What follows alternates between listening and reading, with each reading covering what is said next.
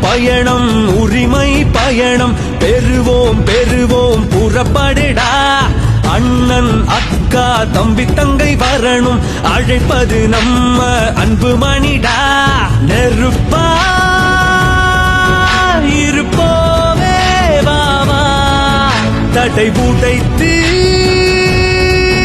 தகர்ப்போமே நீவா. மக்கள் படும் துயரினை போக்கிட அடிப்படை உரிமைகள் பெற்றிட திமுக ஆட்சியை விரட்டிட திரளுது அன்பு